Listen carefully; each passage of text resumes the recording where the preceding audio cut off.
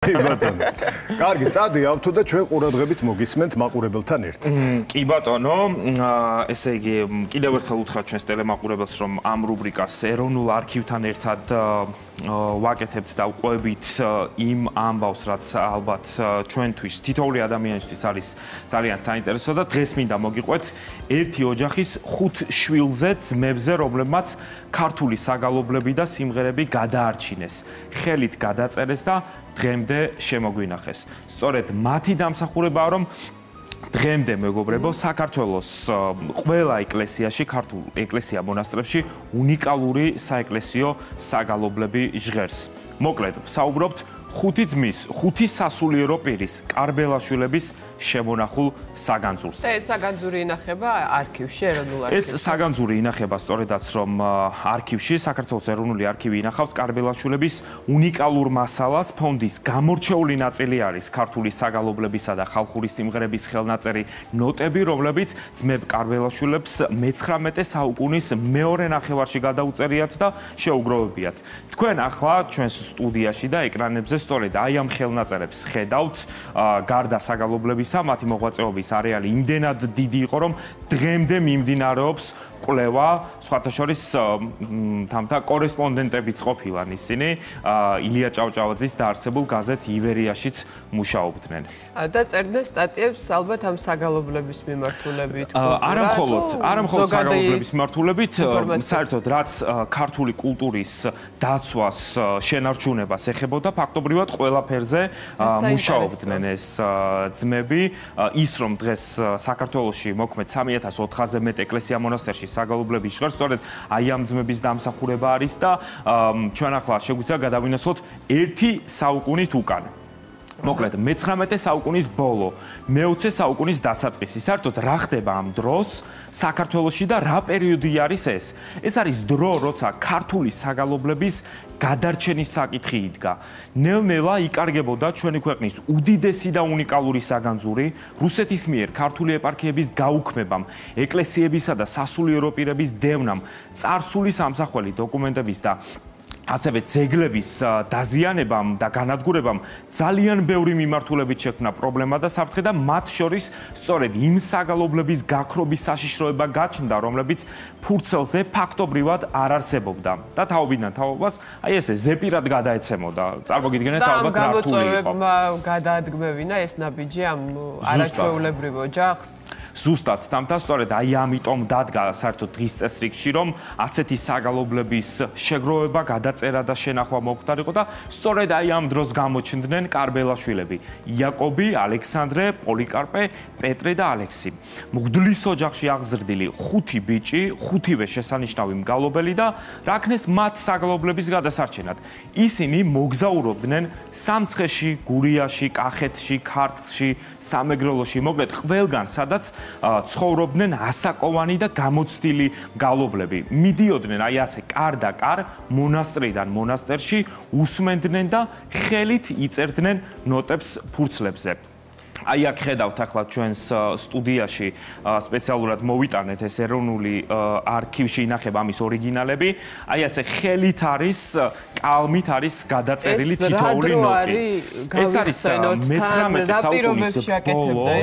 წარმოგიდგენიათ ალბათ, ხო? ან მოგზაურობა რას უკავშირდებოდა, რეგიონებში გადაადგილება, თან ამ ყველაფერს საკუთარი ძალისხმევით, ხარჯებით, რესურსებით აკეთებდა ეს ხალხი და მართლა წარმოუდგენელი ძალისხმევა. ფინანსებდა ვინმე თუ რა რაც მთავარია, ანუ გარდა ამ ფინანსებისა, რაც რა თქმა უნდა აუცილებელი იყო თუნდაც ტრანსპორტირებისთვის, მთავარი იყო, ანუ რა პირობებში უწევდა საერთოდ მათ ეს საქმიანობა მალულად, როგორც უკვე აღნიშნეთ, ტაძრებში რუსეთის მიერ აკრძალული იყო, საერთოდ ქართულად ქადაგებაც კი და გალობაც რა თქმა უნდა და ვიცით რომ ტაძრები იხურებოდა, სასულიერო პირები გადაასახლეს, ისტორიული არქივები, ნუსხები, ეს უნიკალური მასალები გაანადგურეს და იდევნებოდა ყველა, ვინც ეროვნული იდენტობის შენარჩუნებას და გადარჩენას ცდილობდა.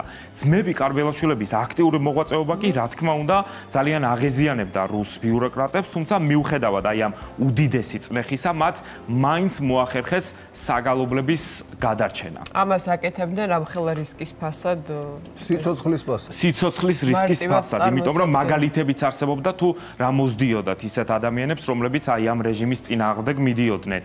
ძმებში კი ყველაზე უფროსი იყო ფილიმონი და სხვათა შორის ის გალობის, გადაგების და მოძღვრების ნიმუშად მიიჩნეოდა თურმე და თერ ქართლ კახეთში ცნობილი იყო როგორც კარგი მგალობელი და მქადაგებელი და მას სახლში სკოლაც ჰქონდა გახსნილი თავისი სახსრებითვე, აი ესე გლეხის ბავშვებს წერა-კითხვა, საქართველოს ისტორიას და რელიგიას ასწავლიდა. სხვათა შორის ილია ჭავჭავაძე მოთხრობაში გლახის ნამბობი მოძღვრის სახეთ სწორედაც რომ ფილიმონ კარბელაშვილი გამოიყვანა თავისავე გახსნის სკოლაში კი მოღვაწეობის გარდა ფილიმონი გატაცებული იყო საქართველოს ისტორიის სამსახურის საბუთების შეგროვებით და შესწავლით.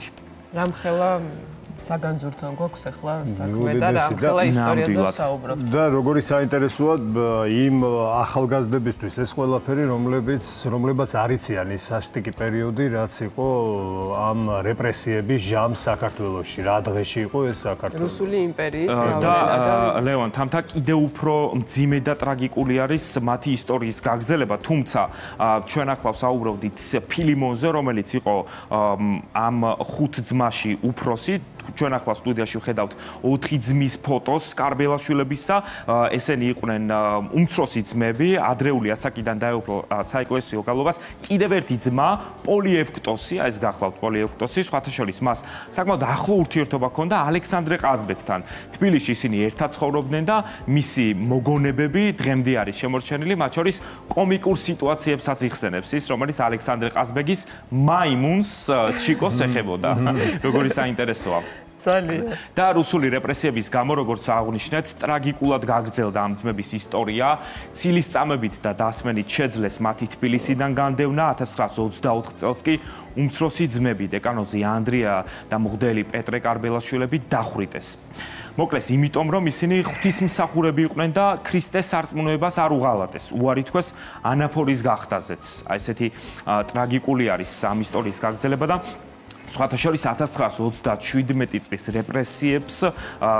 რეპრესიების დროს სასტიკად გაუსწორდნენ კარბელაშვილების შთამომავლებსაც, ანუ არ იკმარეს ამათთვის გასწორება. ეს გვარი 3 საუკუნის განმავლობაში ემსახურებოდა ამ საქმეს, მე უბრალოდ ზოგადად მოვიძე ინფორმაცია და სწორედ ალბათ ეს იყო, ხო? მთავარი მიზეზი, რის გამოც შთამომავლებზეც გადაწყვიტა.